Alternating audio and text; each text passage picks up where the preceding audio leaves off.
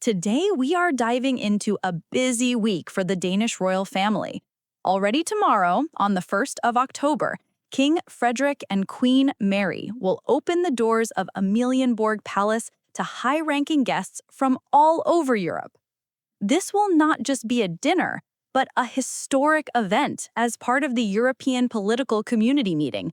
But before this significant occasion, Queen Mary found time for a very important personal project: the fight against loneliness among young people.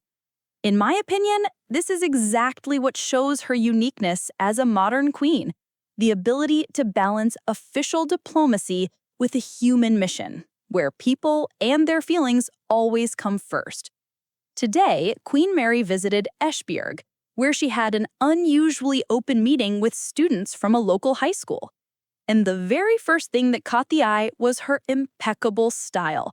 In an elegant brown ensemble, she once again confirmed her status as one of the most fashionable royals in Europe. Brown, as designers point out, is the new symbol of understated luxury this autumn, and the Queen showed how this color can be worn with lightness and grace. A blazer, a knitted top in the same tone, a white shirt, wide trousers, and black suede boots created a harmonious look where every detail had meaning. One small but very striking detail especially drew attention: an embroidered little heart on the cuff of her shirt. Personally, I believe it is details like this that make Mary's style unique. It is not just about fashion, it is about the meaning hidden in details.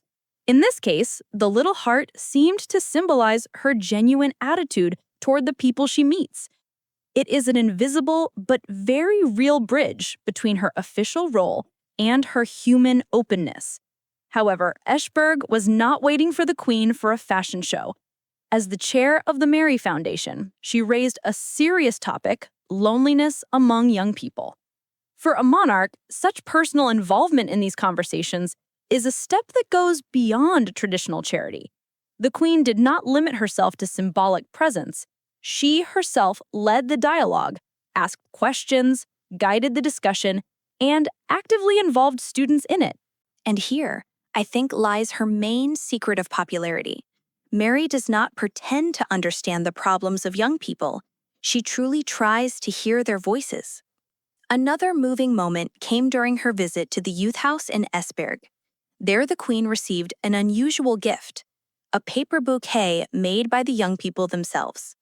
In its petals, they had hidden quotes and personal thoughts. This gesture was more than a sign of attention. It was a true metaphor. Even fragile-looking paper flowers can carry the deep strength of words and emotions.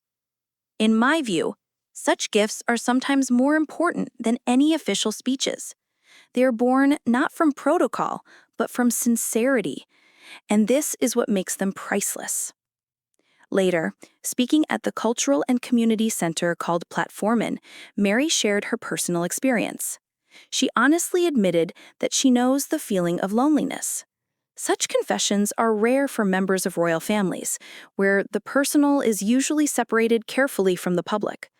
But it is precisely in this openness that the secret of why Mary is so loved in Denmark can be found. She is not afraid to show vulnerability, which makes her closer and more relatable to those who listen to her. I believe such moments are very important for young people. When a public figure shares their own struggles, they stop being just a symbol on a pedestal and turn into a real person with whom one can identify. It is worth remembering that this is not the first time Queen Mary has shared personal memories. In the year 2021, she spoke about how difficult it was for her to cope with the loss of her mother at the age of 25. That confession transformed her image in the eyes of young people, from an untouchable symbol into a real person capable of understanding the pain of others. In this way, Mary's strategy as a public figure is very telling.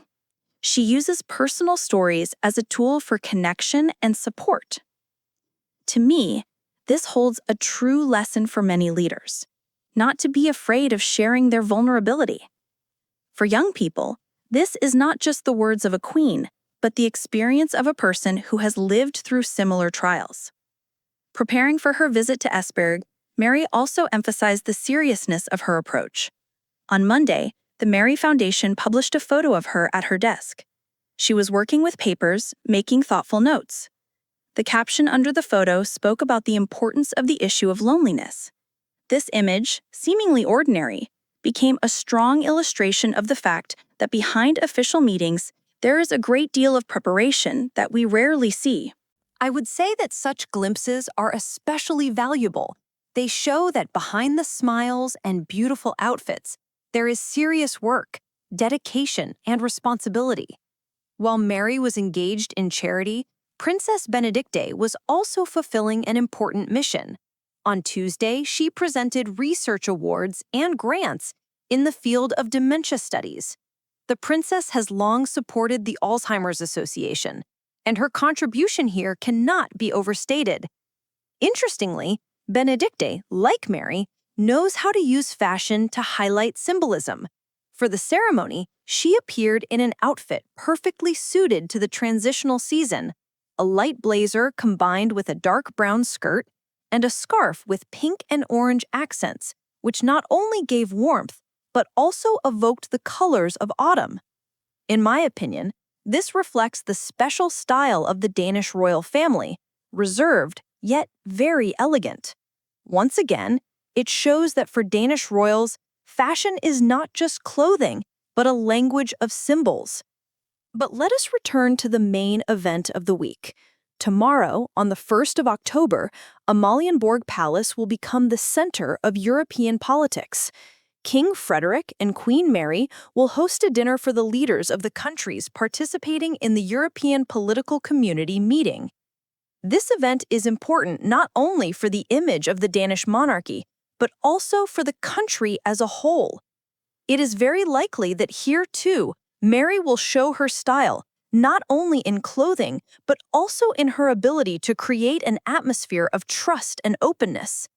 I believe that this kind of human diplomacy can strengthen Denmark's position on the international stage when a country is associated not only with official negotiations, but also with the warmth of communication. Thus, this week for the Danish royal family has become a reflection of their multifaceted role, from fighting loneliness among young people to strengthening international political ties. Queen Mary once again proved that modern monarchy can be not only a guardian of traditions, but also an important voice in addressing social issues. And if I may add my personal view, I think this is exactly where the strength of the Danish monarchy lies, in its ability to be modern, close to people, and at the same time faithful to tradition. Stay with us, and we will continue to follow the events in the life of the Danish royal family.